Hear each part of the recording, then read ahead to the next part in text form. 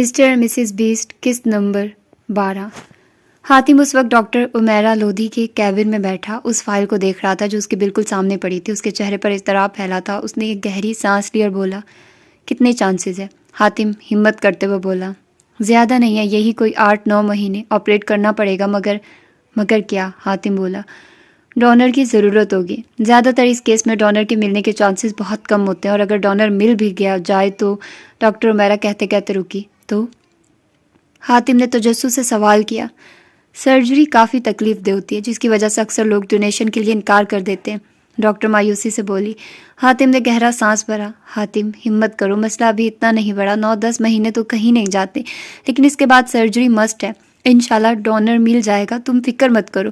Doctor امیرہ نے اسے تسلی دی تو اس نے سر اس بات میں لایا۔ وہ کچھ دیر بیٹھا رہا، پھر کرسی سے اٹھتا، فائل اٹھاتا باہر نکل گیا۔ کارابے مینشن میں شادی کی تیاریاں زور و شور سے جاری تھی۔ احمد صبح کا کام میں لگا، ابھی آ کر بیٹھا تھا جہاں مراد کسی سوچ میں غرق تھا۔ کیا سوچ رہا ہے؟ احمد مراد سے مخاطب ہوا تو مراد اپنی سوچوں سے باہر نکلتا اسے دیکھنے لگا۔ نہیں، کچھ خاص نہیں، مراد سر جھٹکتے ہوئے بولا۔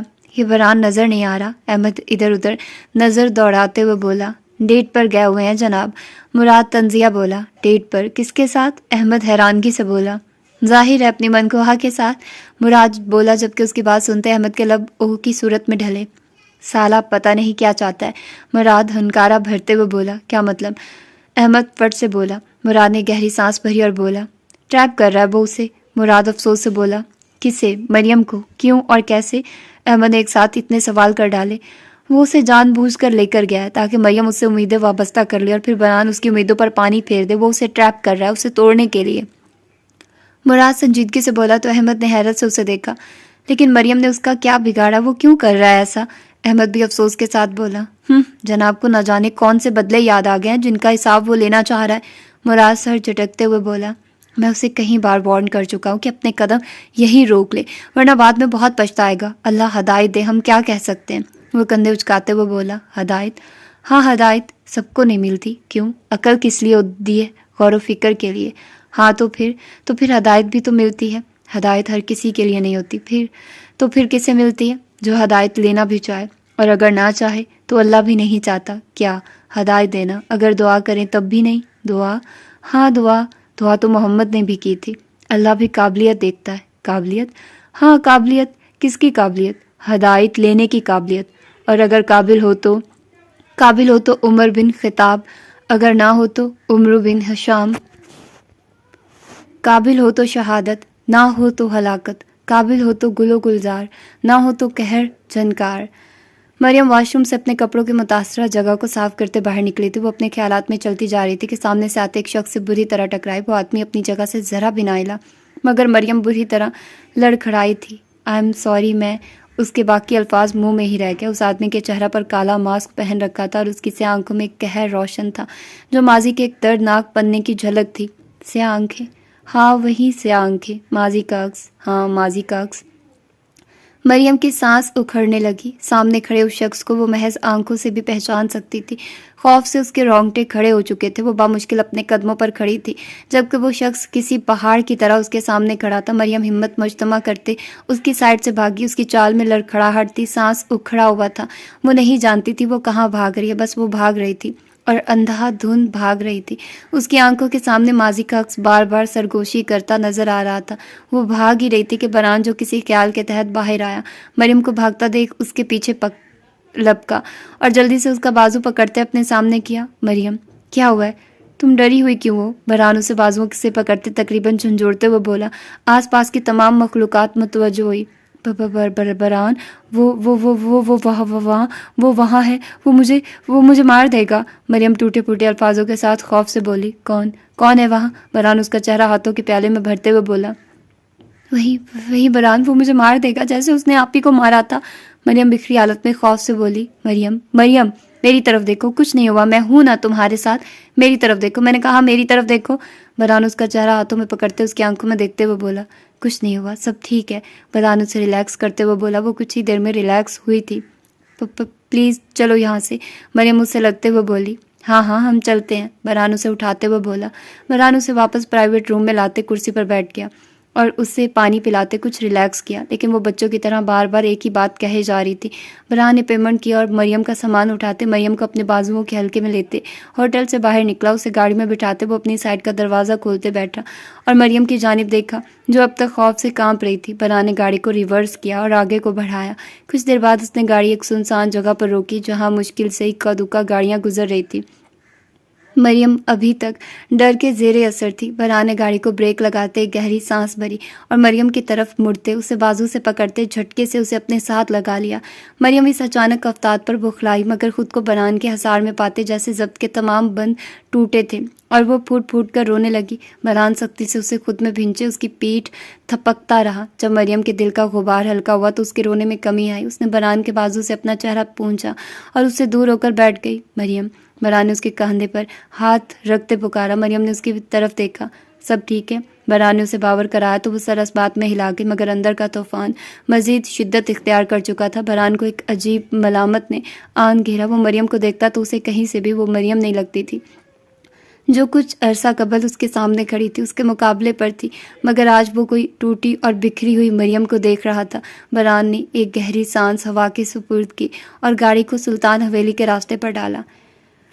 وقت کی پابندی ایک ایسی مخلوق ہے جسے ہم سب دنیا پسند تو کرتے ہیں، مگر جیسے ہی اس پر عمل کرنے کی باری آتی ہے ہمیں اچانک یاد آتا ہے کہ دنیا میں اور بھی کہیں ضروری کام ہے، مثلاً جوتوں کے تسمے ٹھیک کرنا، موسم کے بدلنے پر فلسفیانہ غور و فکر کرنا، یا پھر بس یوں ہی خلا میں گھورنا۔ اگر وقت کی پابندی ایک انسان ہوتی تو یقیناً وہ ہر روز وقت پر آ کر دروازے پر دستک دیتا اور ہم اندر سے چیخ کر کہتے بس 2 منٹ، جو کہ سائنسی طور پر کم از کم 20 منٹ کے برابر ہوتا ہے۔ جن لوگوں کو وقت کی پابندی کی عادت ہوتی ہے انہیں باقی دنیا عجیب مخلوق سمجھتی ہے۔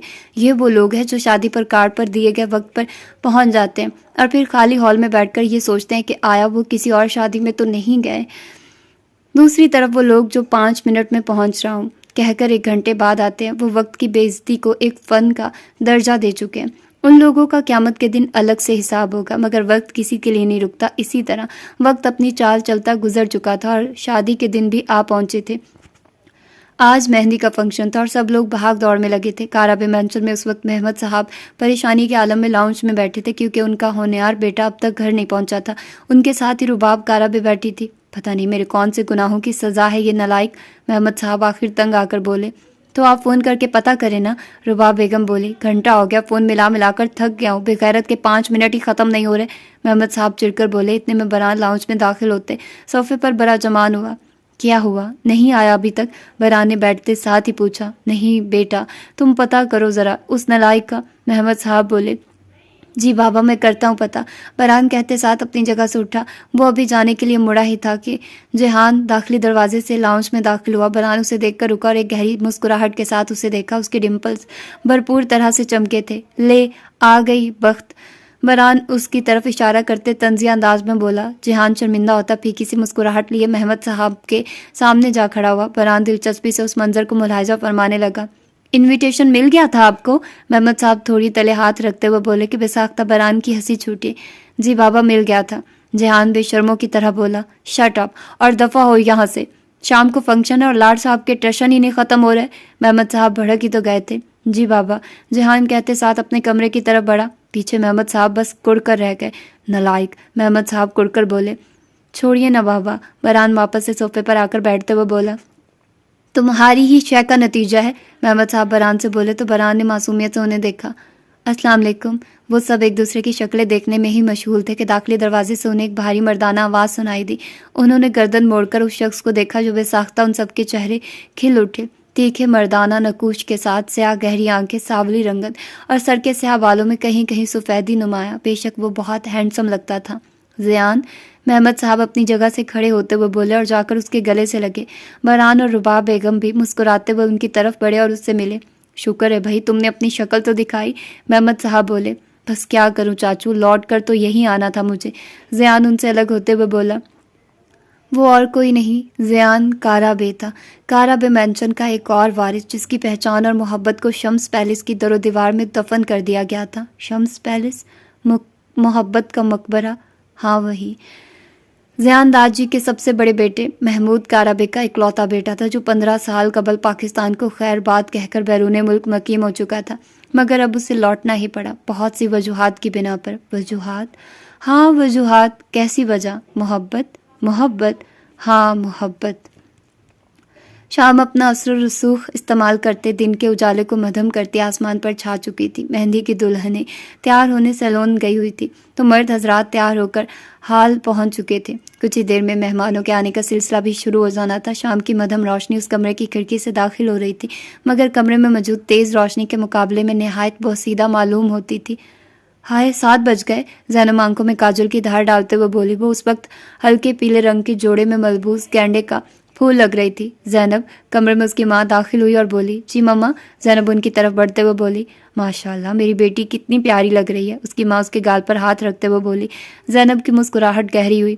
چلے مما، میں بس نکلتی ہوں، دیر ہو جائے گی۔ زینب ایک نظر خود کو آئینے میں دیکھتے ہوئے بولی اور اپنا سامان اٹھاتے اپنی ماں سے ملتے باہر نکل گئی۔ اس نے کیب بک کروائی تھی، اس نے سیدھا ہال ہی جانا تھا کیونکہ دانین نے اسے سیدھا ہال آنے کو بولا تھا۔ مریم اس وقت اپنے کمرے میں مکمل تیار ہوئے اب اپنی ہیل کے ساتھ الجھی ہوئی تھی جو بند ہونے کا نام ہی نہیں لے رہی تھی۔ کمرے میں سب لوگ ہال جا چکے تھے، مریم نے خود ہی جانا تھا۔ وہ ابھی اپنی ہیل سے ہی الجھی ہوئی تھی کہ اس کے دروازے پر دستک ہوئی۔ مریم کے ماتھے پر بل پڑے۔ کون ہے؟ مریم نے آواز لگائی۔ میں ہوں، مدھو مکھی، بران دوسری طرف سے بولا۔ مریم کے چہرے کا رنگ زرد ہوا۔ آ جاؤ۔ مریم نے اپنے پیر کو فرش پر رکھا جس میں ہیل ابھی تک بند نہیں ہوئی تھی۔ برہان کمرے کا دروازہ دھکیلتے اندر داخل ہوا۔ مریم اس وقت اس کی بھیجی ہوئی پیلی ساڑی میں ملبوس بہت خوبصورت لگ رہی تھی، جبکہ برہان اس وقت سفید قمیض شلوار میں ملبوس نہایت پرکشش لگ رہا تھا۔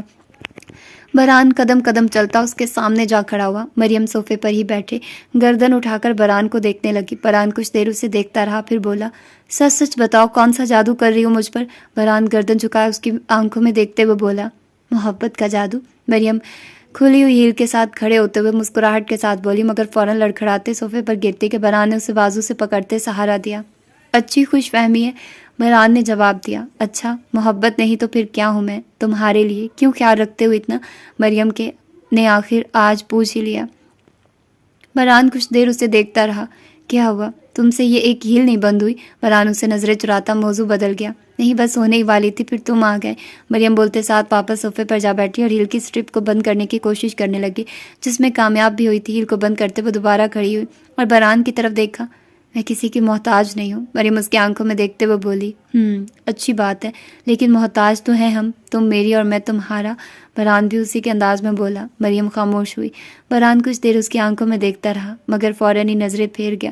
اس کی آنکھوں میں کوئی جادو تھا جس کے اثر سے بچنے کے لیے وہ اس کی آنکھوں میں دیکھنے سے پرہیز کرتا تھا۔ میں کچھ لایا تھا تمہارے لیے، برہان اس سے نظریں پھیرتے اپنی قمیض کی جیب میں ہاتھ ڈالتے ہوئے بولا۔ پھر سے؟ مریم ہنستے ہوئے بولی تو برہان بھی مسکرا دیا۔ برہان نے جیب سے ایک مخملی ڈبی نکالی اور اس کے سامنے کی۔ اس میں کیا ہے؟ مریم نے تجسس سے پوچھا۔ خود دیکھ لو، برہان ڈبی اس کے سامنے کرتے ہوئے بولا۔ مریم نے اس کے ہاتھ سے ڈبی لیتے اسے کھولا تو اس ڈبی میں ایک نفیس سا سونے کا لاکٹ تھا جس کے اوپر مہارت سے مریم برہان لکھا ہوا تھا۔ اس کے نام کے اوپر چھوٹے چھوٹے ہیرے جڑے ہوئے تھے۔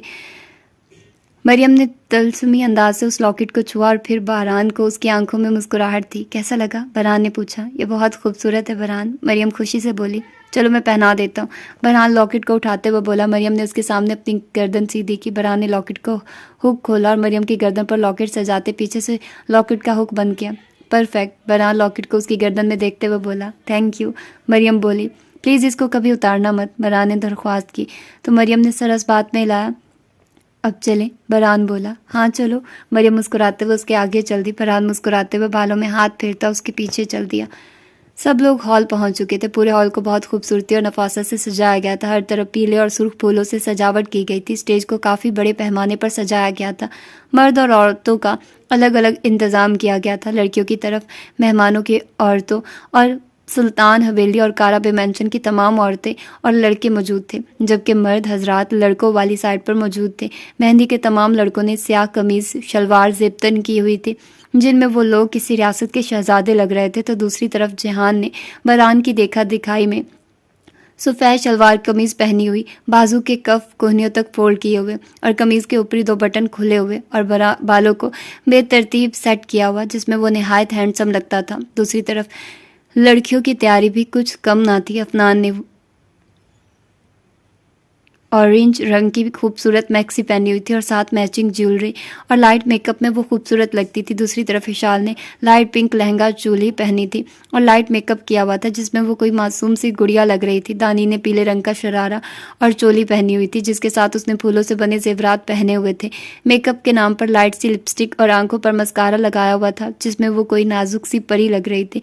इधर दलान और जुमरत ने एक जैसी ग्रीन रंग की मैक्सी पहनी हुई थी जिसमें वो लाइट मेकअप के साथ निहायत पुरकशिश लगती थी। उधर मापारा और मिशेल ने शॉकिंग पिंक रंग की लहंगा चोली पहनी हुई थी जिनके डिज़ाइन अलग अलग थे। जेबतन की फूलों से बनी ज्वेलरी और लाइट मेकअप में वो क़यामत ढहा रही थी। तो उन सबसे मुख्तलिफ माहीन ने सफ़ेद रंग का शरारा और चोली पहने, कान में छोटी छोटी झुमकियाँ पहने, माथे पर टीका सजाया और मेकअप के नाम पर हल्का सा ग्लोव्स लगाए, अपने लंबे भूरे बालों की चुटियाँ बनाए। वो सादगी में भी आसमान से उतरी कोई हूर मालूम होती थी। फरहान अभी अभी हॉल पहुंचा था, उसके साथ हीर और मुस्तफ़ा भी थे। फरहान उस वक्त हल्के पीले रंग की कमीज शलवार जेबतन किए हुए नहायत पुरकशिश लगता था, तो दूसरी तरफ मुस्तफ़ा ने भी उसके साथ मैचिंग की हुई थी। हीर स्या लॉन्ग फ्रॉक में मलबूस नहायत खूबसूरत लगती फरहान के दिल में उतर रही थी। हान मलेम आई एता, हान मरियम आई है क्या? मुस्तफ़ा अपने तोतले लहजे में बोला कि बेसाख्ता हीर ने अपनी हंसी दबाई क्योंकि मुस्तफ़ा को मरियम से पहली नज़र की मोहब्बत हो गई, तो वो तब से एक ही रट लगाया हुआ था कि वो बड़ा होकर मरियम से शादी करेगा। जिस पर फरहान का चेहरा सुर्ख हुआ मगर उसने बच्चा समझकर जाने दिया, मगर उसे क्या पता था कि मुस्तफ़ा तो पक्का होकर बैठा। कोई ठरकी साले, मेरी बहन का नाम न ले। फरहान ने उसकी तरफ झुकते हुए बोला। लूँ दा नाम, मलियम मलियम मलियम, मुस्तफ़ा ज़िद्दी अंदाज में बोला कि फरहान के चेहरे पर मुस्कुराहट बिखरी। वो लग ही इतना प्यारा रहा था। वो दोनों उसी नोक झोंक में लगे थे कि महमद साहब उनकी तरफ बढ़े। अरे बेटा, यहाँ क्यों खड़े हो? अंदर चलो। शाबाश महमद साहब, उससे बोलते हीर के सर पर हाथ रख गया और मुस्तफ़ा का गाल खींचा, जिस पर मुस्तफ़ा ने उन्हें गंदी आंखें दिखाई। फरहान सरस बात में हिलाता उनको लिए हॉल में दाखिल हुआ। मुस्तफ़ा को अब वो गोद में उठा चुका था, जिस पर मुस्तफ़ा बोला, उतारो मुदे नीते। मुस्तफ़ा कसमसाते हुए बोला, नहीं उतारता, तमीज़ से यही रह, ठरकी ना हो तो अभी जाके किसी लड़की को चिमट जाएगा। फरहान उसकी बात का जवाब देते हुए बोला, उतारो मुझे वरना। मुस्तफ़ा उसे धमकी देते हुए बोला, वरना क्या? फरहान ने इस्तफसार किया, मैं तुम्हें तलेला खिला दूंगा। मुस्तफ़ा सुकून से बोला, जबकि फरहान का मुंह खुला का खुला रह गया। उसने फट से मुस्तफ़ा को गोद से उतारा, जिसने मौका का फ़ायदा उठाते भागने की। फरहान भी सर झटकता स्टेज की तरफ बढ़ गया, जबकि हीर आयशा सुल्तान के साथ बातें करने में मसरूफ़ थी। मेहंदी की दुल्हनें तैयार होकर ब्राइडल रूम में बैठी थी। माहिन अभी उनसे मिलती हॉल की तरफ आई थी। हॉल में दाखिल होते ही उसकी नज़र हीर पर पड़ी। हीर से मिलते वो दूसरी तरफ जाने लगी कि जहान ने उसे आवाज़ देकर रोका। माही। जहान ने उसे पुकारा तो उसने मुड़कर उसे देखा। जहान की नज़र उस पर पड़ी तो उसके दिल ने 200 की स्पीड पकड़ी। जहान खुद भी कम नहीं लग रहा था। बोलो, कोई काम था? महीन अपने टोन में बोली। नहीं, लेकिन सोचा तुमसे बात कर लो, बहुत प्यारी लग रही हो। जहान प्यार से बोला, पता है मुझे। महीन अकड़ दिखाते हुए बोली। जहान का मुंह खुला, वैसे अब हमारा निकाह हो चुका है, तुम अब तो मुझसे दोस्ती कर ही सकती हो। जहान नरमी से बोला, जब शर्त पूरी करोगे तब सोचूंगी। महीन हनूज उसी अंदाज में बोली। तुम ना बहुत संग दिल हो माही। जहान रोनी सूरत बनाकर बोला, मेरा नाम महीन है तो ये माही माही कहने की ज़रूरत नहीं है, और अगर मैं संग दिल हूँ तो तुम भी कम छछोरे नहीं हो। माहीन तंज करते हुए बोली, क्या छछोरी हरकत की है मैंने? शौहर हूँ तुम्हारा, फिर भी तमीज़ से बात कर रहा हूँ और तुम हो के सर पर ही चढ़ती जा रही हो। जहान भी अब उसी के अंदाज में बोला, शौहर नहीं मनकू कहो। माहीन उंगली उठा दिखाते हुए बोली, ज़्यादा फ़र्क नहीं है। जहान बोला तो महीन ने आंखें घुमाई। वो कहते मुड़ने लगी कि जहान ने बुड़बुड़ाहट उसके कानों में पड़ी। ज़बान दराज, क्या कहा तुमने? महीन आंखें छोटी करते हुए बोली, क्या कहा? जहान अकड़ाते हुए बोला, वही जो बुड़बुड़ा रहे थे। हिम्मत है तो मुंह पर बोलो ना। महीन लड़ा के अंदाज में बोली, हाँ तो तुम्हें क्या लगता है कि मैं डरता हूँ तुमसे? ये तो मेरी मेहरबानी है कि तुम पर, वरना तुम जैसी जबान दराज औरत को मुझ जैसा शरीफ और हैंडसम लड़का कहाँ से मिलना था? जहान भी उसी के अंदाज में बोला, हैंडसम? हाँ हैंडसम, शरीफ बिल्कुल भी नहीं। महीन हाथ झुलाती वहां से 9-2-11 हुई। पीछे जहान बस कुल्स कर रह गया। जहान नहीं, शरीफ जहान। अस्तगफिरुल्लाह। सब लड़के स्टेज पर खुशगपियों में मगन थे कि ज़ियान भी उनकी तरफ बढ़ा। सब तहे दिल से उसे मिले थे। वो भी खुशी से उनके गले लगता उन्हीं के साथ खड़ा हो गया। ज़ियान भाई, आपने अब तक शादी क्यों नहीं की? जहान ने ज़ियान से सवाल किया, जिस पर ज़ियान के चेहरे का रंग फक हुआ, मगर वो बोला, ہر کسی کی قسمت میں یہ خوشی نہیں ہوتی جہان، وہ کرب سے بولا تھا تو جہان نے خاموش ہونا ہی بہتر سمجھا۔ بلاج کب سے بے چینی سے ادھر ادھر ٹہل رہا تھا جب داد جی، ابا حضور اور شہروز صاحب ان کی طرف آئے۔ کیا ہوا بلاج، کس کی راہ دیکھ رہے ہو؟ ابا حضور بولے، اپنے دوست کا، آپ سب سے ملوانا ہے اس کو۔ بلاج مسکرا کر بولا تو سب کے ماتھے پر بل پڑے۔ میں ذرا دیکھ کر آتا ہوں۔ بلاج ان سے معذرت کرتا ہال سے باہر کی جانب بڑھا۔ بلاج ہال سے باہر نکلا، سامنے ہی دیکھا تو زین گاڑی سے باہر نکل رہا تھا۔ اس کے چہرے پر ایک بھرپور مسکراہٹ ابھری۔ وہ مسکراتے ہوئے اس کی طرف بڑھا۔ زین بھی اسے آتا دیکھ چکا تھا، وہ بھی مسکراتے ہوئے اس کی طرف بڑھا۔ دونوں ایک دوسرے کے پاس پہنچتے زور سے گلے لگے تھے۔ کتنے عرصے بعد مل رہے ہیں ہم، بلاج اس سے الگ ہوتے ہوئے بولا۔ زین نے سر اسوات میں ہلایا۔ وہ دونوں ایک دوسرے کے شانے پہ ہاتھ رکھے کھڑے تھے کہ ان کے پاس ایک کیب آ کر رکی، جس کی پچھلی نشست سے زینب باہر نکلی اور گاڑی سے نکلتے پیسنجر سیٹ کی ونڈو سے ڈرائیور کو 800 روپے دیے۔ میم آپ نے 1000 دینے تھے، ڈرائیور فٹ سے بولا۔ کس چیز کے 1000 دینے تھے؟ بھائی میں نے جب کیب منگوائی تھی تو 800 ہی تھے، زینب کمر پر ہاتھ رکھتے ہوئے بولی۔ زین اور بلاج دلچسپی سے اس منظر کو دیکھ رہے تھے۔ میم آپ کو غلط فہمی ہوئی ہے، آپ کا 1000 ہی بنتا ہے، ڈرائیور پھر سے بولا۔ چل وہ فراڈی کسے دا، زینب نے ہاتھ چلایا۔ میم آپ غلط کر رہی ہیں، میں آپ کی کمپلین کر دوں گا، ڈرائیور نے دھمکی دی۔ کس پیو نو کمپلین کرے گا؟ جا وے جا، کسے ہور نو دھمکی لا، زینب بولی۔ مجھے بدتمیزی کرنے پر مجبور نہ کریں، ڈرائیور غصے سے بولا۔ اے تمیز نال، میرے متھے تے بے وقوف نہیں لکھا ہے، جا زیادہ چو چرانا کر، جے تیرے پٹے نو نہ میں چونڈے اتھے میں سب دے سامنے تینو لگ سمجھ جانی ہے، زینب پنجابی لہجے میں بولی۔ زین اور بلاج نے اپنی ہنسی دبائی، جبکہ ڈرائیور ایسے تھا جیسے ابھی رو دے گا۔ نہایت ہی کوئی بدتمیز لڑکی ہیں آپ، ڈرائیور بولا۔ ہاں چل تواڈا تمیز دار چولے کسے دا پرام مر کسے جاتے، زینب بولی۔ تو اب کی بار ڈرائیور نے وہاں سے جانا ہی مناسب سمجھا، کیونکہ زینب کو بے وقوف بنانا مشکل لگ رہا تھا۔ زینب اس کے جاتے ہی مڑی تو سامنے بلاج اور زین اس سے نظریں ہٹاتے اندر کی طرف بڑھنے لگے۔ زینب بلاج کو دیکھ کر اچھلی۔ سر سر، زینب چلاتے ہوئے بلاج کے پیچھے بھاگی۔ بلاج اپنے پیچھے سے آتی آواز پر رکا، وہ دونوں مڑے تو زینب ان کے سامنے آ کھڑی ہوئی۔ سر میں نا آپ کی بہت بڑی فین ہوں، میں نے نا ووٹ بھی آپ کی پارٹی کو ڈالا تھا، پلیز ایک سیلفی لے لے میرے ساتھ، زینب پھولی ہوئی سانس کے ساتھ بولی۔ زین نے آئی برو اچکاتے اس بلاج کو دیکھا جو سنجیدگی سے زینب کی بات سن رہا تھا۔ جی کیوں نہیں، ویسے آپ، میں دانین کی دوست ہوں، پکی والی، زینب خوشی سے بولی۔ اچھا اچھا، بلاج بولا۔ زینوں نے موبائل کا کیمرہ آن کرتے بلاج کو پکڑایا تو بلاج نے اس کے ساتھ ایک سیلفی بنائی۔ آپ بھی آ جائیں، کون سا ہماری تصویر خراب ہو جائے گی، زینب زین کو دیکھتے ہوئے بولی، جو لاتلکی سے سائڈ پر کھڑا تھا اس کی بات پر عجیب نظروں سے اسے دیکھتا آگے کو ہوا۔ بلاج نے سیلفی بناتے موبائل واپس اسے پکڑایا۔ تھینک یو سر، زینب بولی۔ بلاج نے سر ہلایا۔ کس طرف ہے فنکشن، زینب نے پوچھا۔ اس طرف برائیڈل روم ہے، تانین وہیں ہوگی، بلاج بولا۔ جی شکریہ بھائی، زینب بولتی وہاں سے نکلی، جبکہ پیچھے زین کی ہنسی چھوٹی۔ بھائی، آخر میں بھائی بنا گئی، زین نے اس کا مذاق اڑایا۔ ہاں تو اچھی بات ہے، مجھے بھائی بنا کر گئی، لیکن تجھے اس نے بھائی نہیں بولا، بلاج شرارت سے بولا۔ بکواس نہ کر، زین آنکھیں گھماتے ہوئے بولا۔ وہ دونوں اندر کی جانب بڑھ گئے۔ زینب برائیڈل روم میں داخل ہوئی تو سامنے ہی دانین سجی سوری بیٹھی تھی، وہ بھاگ کر اس کے گلے سے لگی تھی۔ ماشاءاللہ کتنی پیاری لگ رہی ہے تو، زینب اس سے الگ ہوتے ہوئے بولی۔ آپ سب بہت پیاری لگ رہی ہیں ماشاءاللہ، زینب سب کو دیکھتے ہوئے بولی۔ تم بھی بہت پیاری لگ رہی ہو، افنان بولی تو سب نے اس کی بات کی تائید کی۔ زینب شرمیلی مسکراہٹ کے ساتھ ہنسی۔ میں ذرا آنٹی کو ملتی آؤں، زینب بولی تو دانین نے سر اس بات میں لایا۔ زینب روم سے باہر نکلتی ہال کی طرف بڑھی۔ وہ اپنی ہی دھن میں دوپٹہ روم کے اوپر بازو کے اوپر سیٹ کرتے ہوئے جا رہی تھی کہ جلد بازی میں زین کی پشت سے ٹکرائی۔ زین وہاں کھڑا بلاج کا انتظار کر رہا تھا، جو کسی مہمان کو ریسیو کرتا مردوں کی طرف چھوڑنے گیا تھا۔ زین اس افتاد پر بوکھلاتے ہوئے مڑا۔ ناٹ اگین، زین سچ ہو کر بولا۔ سوری، زینب شرمندگی سے بولی۔ تمہیں چلنے کی تمیز نہیں ہے، زین چڑ کر بولا۔ اوے تمیز نہ، زینب اپنی ٹون میں واپس آتے ہوئے انگلی دکھاتے ہوئے بولی۔ پھاڑے اسے دیکھا، آج تک کسی لڑکی نے اس سے ایسے بات نہیں کی تھی۔ کسی لڑکی نے؟ نہیں، کون؟ انوشے؟ زینب اسے نظر انداز کرتی سائڈ سے ہوتی اندر کی جانب بڑھی۔ اتنے میں بلاج اس کی طرف آیا اور اسے لیے اندر بڑھا۔ زین کا دل اندر سے عجیب ہو رہا تھا، وہ ان سب کا سامنا نہیں کرنا چاہتا تھا۔ کیوں؟ ماضی؟ کیا ماضی؟ لمبی داستان ہے، پھر کبھی۔ تو یہ تھی اس کی آج کی ایپیسوڈ، اور دیکھتے ہیں کہ اب آگے کیا ہوتا ہے۔ اب زینب کا ٹانکا سیٹ کیا جائے گا زین کے ساتھ۔ یار بہت لائٹ اور اچھی سٹوری اس وے سے ہے کہ اس میں خود زیادہ ہمیں تردد نہیں کرنا پڑ رہا، سوچنا نہیں پڑ رہا کہ آگے کیا کیا ہو سکتا ہے۔ تو بس لائٹ سا ناول ہے، تو اس کو لے کر چلتے ہیں آگے، دیکھتے ہیں کہ کیا ہوتا ہے۔ سسپینس تو ہے تھوڑا بہت کہ کیا ہے ماضی میں، دشمنی کس چیز کی، انوشے لگتا ہے بہن ہے، مریم کی اور پھر زین اور فرحان، یہ سارے ابھی کچھ سمجھ نہیں آ رہی. تو یہ پھر اب ہمیں آہستہ آہستہ ہی پتہ چلے گا. تو پھر ملتے ہیں اس کی اگلی ایپیسوڈ میں. اپنا ڈھیر سارا خیال رکھیے گا. اللہ حافظ.